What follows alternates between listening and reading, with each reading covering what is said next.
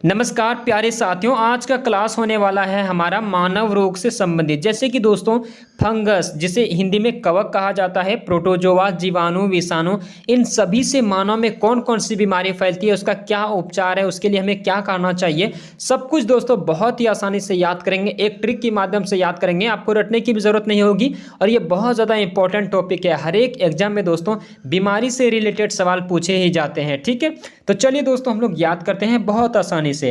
तो दोस्तों हम लोग क्या पढ़ने वाले हैं आज पढ़ने वाले हैं मानव रोग। ठीक है, मानव में कौन कौन सी बीमारी होती है, किसके कारण होता है। तो सबसे पहले दोस्तों हम लोग देखेंगे प्रोटोजोआ से होने वाली बीमारी। ट्रिक क्या है दोस्तों, प्रोटोजोआ देखिएगा, पौ से शुरू हुआ है प्रोटोजोआ, तो इसका ट्रिक भी होगा पौ से शुरू, मतलब पापा काम पे सोते हैं। प्रोटोजोआ से होने वाली बीमारियों का ट्रिक क्या है दोस्तों, पापा काम पे सोते हैं। क्या ट्रिक है, पापा काम पे सोते हैं। देखिएगा, पापा, पा से हो गया आपका पायरिया, फिर है का से कालाजर, मौ से फिर है मलेरिया, फिर है पे से हो गया पेचिस, फिर है सोते हैं मतलब कि सोने की बीमारी। ठीक है, समझ गए क्या ट्रिक है, पापा काम पे सोते हैं, पा से पायरिया, का से कालाजर, इसके बाद मौ से मलेरिया, पे से पेचिस और सोते हैं मतलब सोने की बीमारी। ये बीमारी क्यों होता है, किसके कारण होता है, सब कुछ हम लोग चलिए एक एक करके देखते हैं। पहला है दोस्तों आपका पायरिया। ठीक है, पायरिया में क्या होता है दोस्तों, दांतों से खून होने लगता है, मसूड़ा भी थोड़ा खराब हो जाता है। देखिएगा ध्यान से, नोट्स में पढ़िएगा, बहुत आसानी से मैं आपको समझा दूंगा। इसमें दांत से खून और मुंह से गंध आने लगता है। पायरिया बीमारी में क्या होता है दोस्तों, दांतों से खून निकलता है, थोड़ा दर्द भी करता है, इसके बाद क्या होता है, मुंह से गंध भी आने लगता है बहुत ज़्यादा। ठीक है, और यह बीमारी दूषित जल के कारण होता है, यानी कि दोस्तों गंदा पानी पीने के कारण, ज़्यादातर गंदा पानी यूज करने के कारण जो है पायरिया बीमारी फैलती है। मसूड़े भी प्रभावित होते हैं, मसूड़ा भी दोस्तों खराब हो जाता है। ठीक है दोस्तों, देखिए अगर आप छोटे लेवल के एग्जाम देते हैं तो केवल आपको ये पूछा जाएगा कि पायरिया किसके कारण फैलता है, तो आपको याद रखना है प्रोटोजोआ के कारण। ठीक है, जो मैंने आपको पहले ट्रिक बता चुका है। इसके बाद दोस्तों अगर आप हाई लेवल के एग्जाम देते हैं तो उसमें ये भी पूछा जाएगा कि ये बीमारी कौन से प्रोटोजोआ के कारण होता है, तो वो आपको याद रखना होगा कि पायरिया जो है एंट अमीबा जिंजीबेरी नामक प्रोटोजोआ के कारण फैलती है।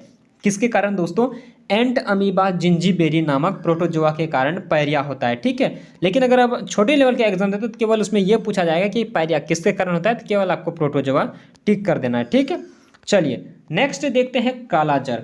दोस्तों कालाजर एक बुखार होता है, काफ़ी खतरनाक बीमारी है। इससे कई मतलब प्रत्येक साल जो है बहुत व्यक्ति की मृत्यु हो जाती है। ठीक है, ये किसके कारण होता है, देखिएगा, यह बालू मक्खी यानी कि सैंड फ्लाई नामक एक मक्खी होती है, जिसके कारण दोस्तों कालाजार बीमारी फैलती है। यह जो मक्खी है दोस्तों गंदगी चीज़ों में बैठता है, जिसके कारण जो है इसमें एक लिस्मेनिया नामक प्रोटोजोआ पाया जाता है। कौन सा, लिस्मेनिया नामक प्रोटोजोआ होता है, जो दोस्तों बालू मक्खी के मतलब बालू मक्खी में बैठ जाते हैं। ठीक है, और बालू मक्खी जो क्या होता है वो मतलब एक मक्खी का नाम है दोस्तों, समझिएगा।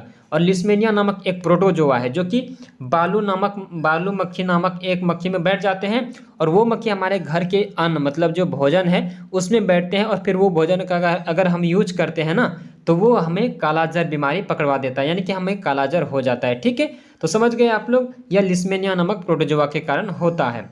इसके बाद देखते हैं दोस्तों मलेरिया। मलेरिया क्यों होता है, तो यह मादा एनाफ्लिस नामक मच्छर के कारण होता है।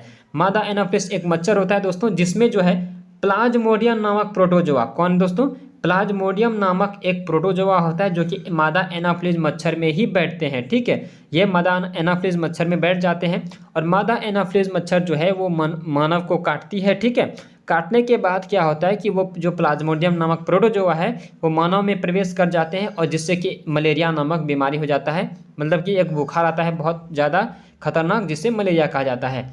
इसका जो दवा है दोस्तों वो सिनकोना के छाल कुनैन से बनता है। एक इसका दवा किसके कारण मतलब किससे बनता है, तो कुनैन से। और कुनैन जो पाया जाता है दोस्तों एक सिनकोना का पेड़ होता है, उसी के छाल से कुनैन बनता है, और कुनैन से जो है मलेरिया का दवा बनता है। ठीक है, इसके बाद देखते हैं दोस्तों पेचिस। दोस्तों पेचिस क्या होता है, अगर मैं आपको एक गांव की भाषा में समझाने का प्रयास करूं तो पेचिस दोस्तों कहा जाता है पतला जो लेटरिंग होता है उसी को पेचिस कहा जाता है। जो नॉर्मल लेटरिंग होता है दोस्तों उसके तुलना में देखा जाए तो पतला लेटरिंग जो है बहुत पानी पानी जैसा लेटरिंग होता है, उसे ही पेचिस कहा जाता है। ठीक है, यह क्यों होता है जो पहले यहाँ पर जानिए। इसमें बड़ी आंत प्रभावित होता है, जो हमारा आंत है दोस्तों मतलब जो पाचन तंत्र है जिसे कहा जाता है बड़ी आंत छोटी आंत। ठीक है, तो बड़ी आंत जो होता है ना कुछ इस तरह का होता है, आप थोड़ा ध्यान से समझिएगा। मैं आपको बना के दिखा रहा हूँ बड़ी आंत का स्ट्रक्चर। इस तरह दोस्तों बड़ी आंत होता है, यहाँ पर मलाशय, फिर यहाँ से जो है गंदगी जो हमारा बाहर निकल जाता है। ठीक है, ये है बड़ी आंत। इसके बाद जो छोटी आंत है ये इसी के बीच जो है इधर उधर रहते हैं। ठीक है, छोटी आंत, इसमें पहले भोजन, मतलब इसमें दोस्तों छोटी आंत में भोजन का अवशोषण होता है। और जो ये बड़ी आंत है दोस्तों, इसमें क्या होता है, जल का अवशोषण होता है। जब हम भोजन में जो जल मिला हुआ आता है ना, तो बड़ी आंत उसको चूसने का काम करता है। ठीक है, तो इसी बड़ी आंत में क्या होता है ना दोस्तों, कि जो प्रोटोजोआ है वो बड़ी आंत के चारों साइड जो लटक जाते हैं, जिसके कारण वो जल को अवशोषित नहीं कर पाता है बड़ी आंत। ठीक है, इसके कारण ही वह जल जो है भोजन में मिला हुआ रह जाता है और हमारे शरीर से बाहर आ जाता है, और ढीलापन मतलब जो हमारा लेटरिंग होता है। ठीक है, जिसे ही कहते हैं पेचिस बीमारी। ठीक है, तो समझ गए आप लोग। इसमें बड़ी आंत प्रभावित होता है या एंट अमीबा हिस्टोलाइटिका नामक प्रोटोजोआ से होता है। पेचिस किस प्रोटोजोआ के कारण होता है दोस्तों, तो एंट अमीबा हिस्टोलाइटिका नामक प्रोटोजोआ से। यह भी दोस्तों दूषित जल दूषित भोजन से होता है, यानी कि गंदा पानी पीने से ज़्यादातर और गंदा खाना खाने से यह बीमारी होती है। इसके बाद देख रहे हैं दोस्तों सोने की बीमारी। सोने की बीमारी क्यों होता है दोस्तों, ये सीसी नामक मक्खी होता है जिसके काटने से होता है। ठीक है, इसमें तंत्रिका तंत्र जो हमारा ब्रेन है वही खराब, मतलब ब्रेन जो है ब्रेन को आकर्षित कर लेता है। मतलब ये बीमारी जो है ना, सोने की बीमारी जब होती है तो ब्रेन जो हमारा काम नहीं करता है, जिसके कारण बहुत ज़्यादा नींद आता है। और ये किसके कारण होता है, तो यह ट्रिप्नोसिन नामक प्रोटोजोआ होता है, जिसके कारण सोने की बीमारी हो जाता है और बहुत ज़्यादा नींद लगता है। दोस्तों अगर आप बिना टेंशन के हैं, बिना कोई टेंशन नहीं है, कोई प्रकार का कोई दिक्कत नहीं है, फिर भी आपको बहुत ज़्यादा नींद आ रहा है, तो आपको डॉक्टर से सलाह लेने की ज़रूरत है। ठीक है, तो ये ध्यान दीजिएगा। इसके बाद है दोस्तों आपका कवक, फंगस इंपॉर्टेंट है, ध्यान दीजिएगा। कवक से होने वाली कौन कौन सी बीमारी है, चलिए उसको याद करते हैं। देखिए दोस्तों, कवक जो होता है ना, फंगस, वो हमारे त्वचा को प्रभावित करते हैं। हमारे त्वचा में बहुत ज़्यादा खुजली होने लगता है। दोस्तों अगर आपकी जो मम्मी है या फिर कोई भी गांव की है, अगर वो धान की खेती करते हैं, ठीक है, और धान अगर जो रोपाई जाता है जब धान, तो उस टाइम अगर वो खेत में मतलब जो कीचड़ होता है अगर उसमें घुसती है, तो उसका जो पैर है ना, दोनों मतलब पैर के जो अंगुली होता है उसके बीच में देखिएगा एक दाग हो जाता है। ठीक है, मतलब खुजली बहुत ज़्यादा होता है, तो वो किसके कारण होता है, फंगस के कारण ही होता है। तो यहाँ ध्यान दीजिएगा, फंगस किसको प्रभावित करता है, त्वचा को। कवक में त्वचा क्या है, यहाँ कवक से त्वचा में खुजली उत्पन्न होता है। कवक से मतलब फंगस से जो है क्या होता है, त्वचा में बहुत ज़्यादा खुजली होता है। और जो हमारा जैसे एक अनुमान दोस्तों लगाएंगे तो कहाँ कहाँ पर खुजली होता है, देखिएगा अधिकतर आपके बाल में बहुत ज़्यादा खुजली होता है। ठीक है, और बाल में खुजली जो होता है ना दोस्तों, तो बाल हमारा झड़ने लगता है धीरे धीरे, वो उसका कारण भी कवक ही है, जिसके कारण बाल बहुत लोग गंजा हो जाते हैं। ठीक है, तो वो किसके कारण होता है, कवक के कारण होता है। तो यहाँ पर पढ़िएगा, इसका जो ट्रिक है याद करने का कि कौन कौन सी बीमारी होती है, तो उसका ट्रिक है गंजा दामाद खाए फ्रूट। क्या है, कवक का ट्रिक क्या है दोस्तों, गंजा दामाद खाए फ्रूट। इसके देखिएगा कौन कौन सी बीमारी होती है, तो गंजा, गौ से हो गया आपका गंजापन, दा से हो गया दमा।